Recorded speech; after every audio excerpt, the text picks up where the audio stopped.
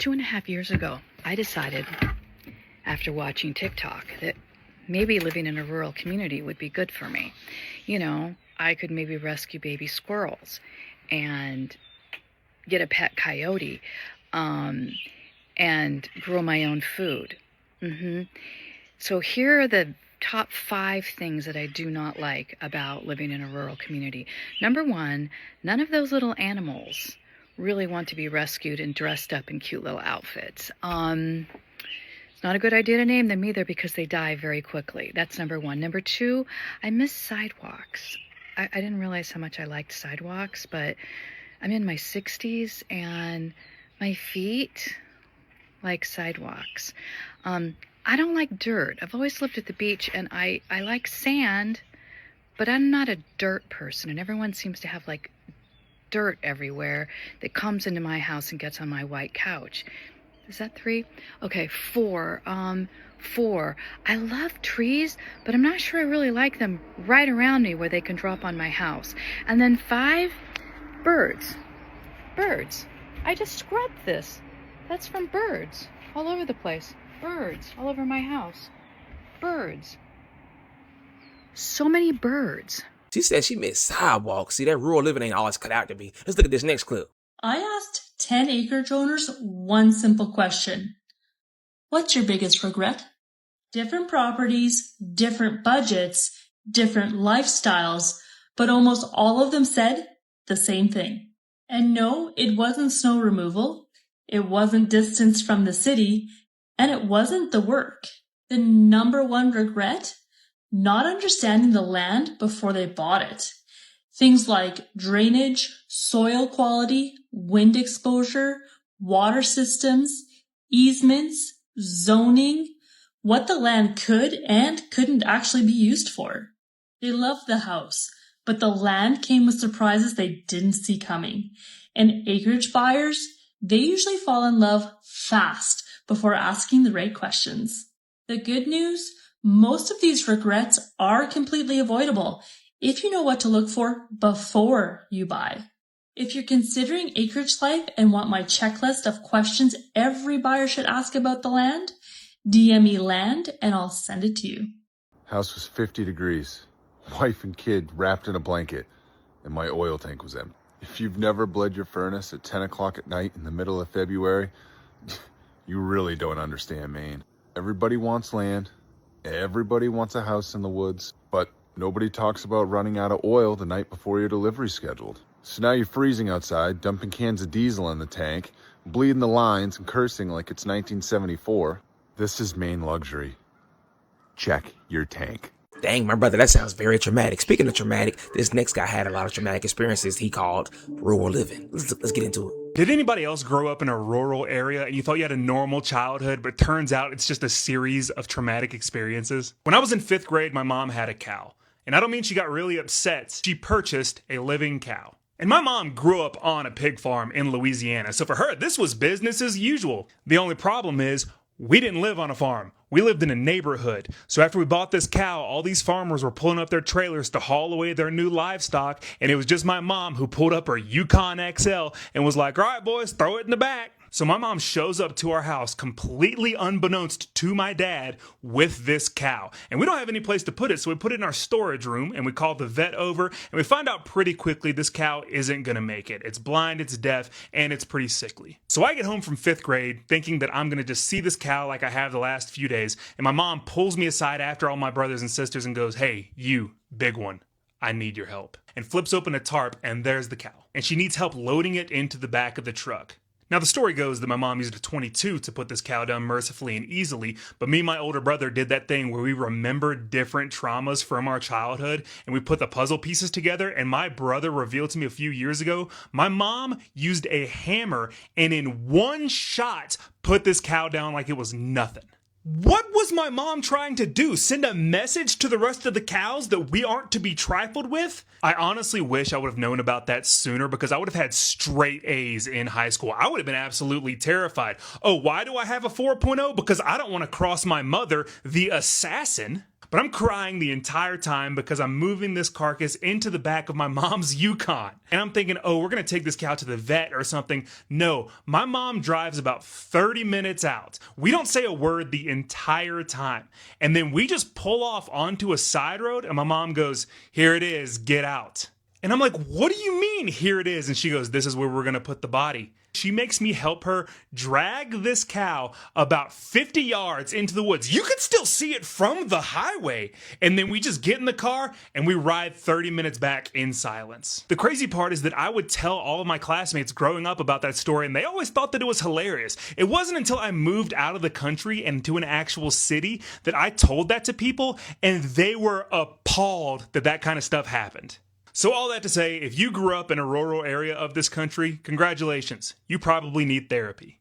Rural America is probably the scariest place to be in America, and it's not even any offense to them, but I've been in places in rural America where they don't have schools, and the only jobs they have are Amazon warehouses, so the only line of employment you could possibly have, the only movement you could have in this area is be born and go work at Amazon. And that's your whole life. There's no other opportunity. The best thing you could get out of it is like going and making some internet money somehow. And that's really terrifying to me. Like these communities are being underserviced in so many ways. It scares me because no one ever really talks about them because people only want to talk about the small town America that is like low key more like middle town America. There is very, very rural parts of America and these people are being underserviced in a massive way, in a huge way. And I think the worst part about it is that I've seen ads that are targeted to lie to these people, to get them to fight against their own interests. And I fear that if they're underserved in education, they might not know or understand that they're being lied to. Because honestly, a lot of educated people don't even understand. Yeah, when you live in rural America, ain't nothing around. It's really crazy. Let's see what this next clip got to say. She said she regrets a lot of stuff. One of the most common questions I get are, what are some of the things that we did on our homestead that were not worth the time and energy?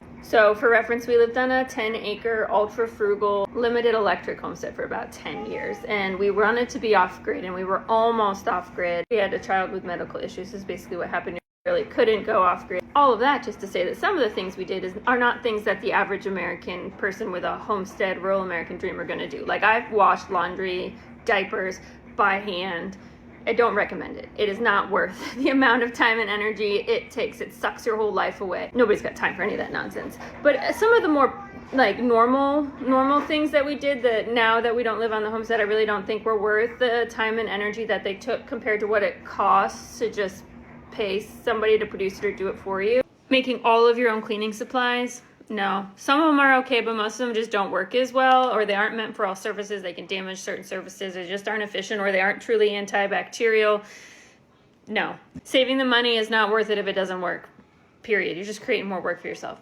Cooking absolutely everything from scratch, also no. You just don't have enough time because you're both trying to run the homestead and you're trying to prepare every meal from scratch. Maybe if you have two people in your household and one is a dedicated homestead worker and one is a dedicated kitchen housekeeping worker and nobody has to work off the homestead, maybe, but that's not going to be the truth for most families. Making any sort of cheese that's more complicated than like a farmer's cheese or a mozzarella, unless it is like your life's passion, and then that's totally separate because it's something you love doing, it sucks a lot of time and energy. Milk processing in itself and milking and keeping milk animals, dairy animals is a lot. And then trying to add on top of that, making anything more complicated than like yogurt or a really basic cheese, even though it's kind of like part of the vision a lot of people have, it's just not worth the time and energy unless it's your passion. Number two, and this one's going to be controversial, it's butchering your own animals unless you're doing a big amount. Like if you're going to do a couple hundred chickens and you're going to have people come help you and you're going to make a big day out of it, probably worth it. But if you're just doing small things like a couple sheep or something, by the time you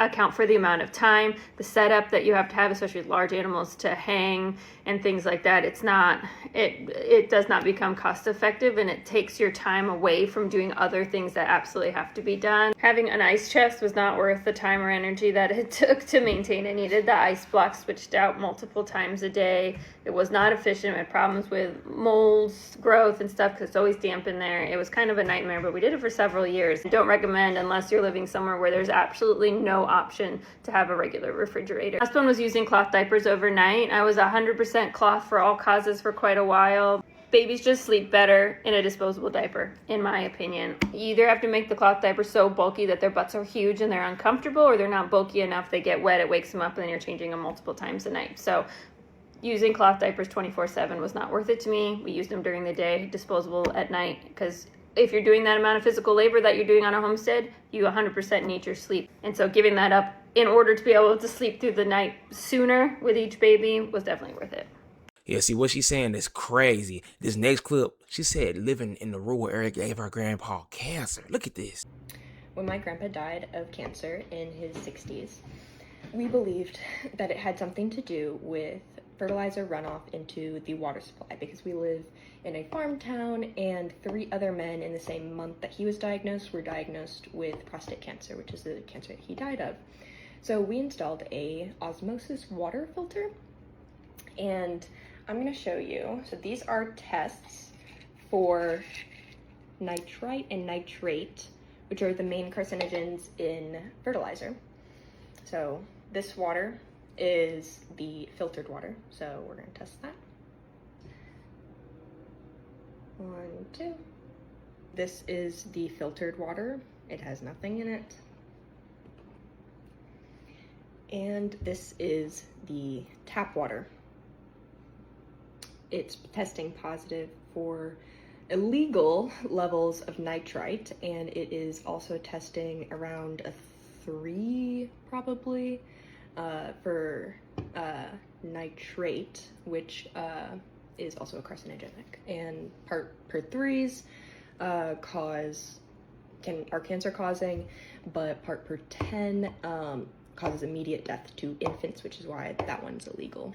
So yeah, if you are living in rural Midwest or rural South, or just really any agricultural area, please test your water, look into filtration systems, and vote for politicians that are not going to keep putting these harmful cancer-causing chemicals into our water. Let's talk about the cons of living in rural Thailand. Hospital edition. The only hospital here is a government hospital. Let me tell you about my experience. I was sick with food poisoning, and at the time, I didn't know it was food poisoning, and it was going on for almost a week. I got dehydrated, and the food poisoning turned into an infection. I was so sick, I had to get in the ambulance, and they took me to the local hospital. But it being the only hospital, it was extremely crowded, and I had to wait. The waiting room was outside before you even get into the emergency room. It was extremely hot, and I was already uncomfortable, as you can imagine, but I was just told that I had to wait. But I needed to use the restroom, so I asked them to go inside. I used the restroom, and they immediately put me in a bed. They hooked me up to an IV, and I was told that the doctor would see me shortly. An hour and a half later, the doctor comes and tells me that they're going to give me something for pain, because at this point I was in a lot of stomach pain.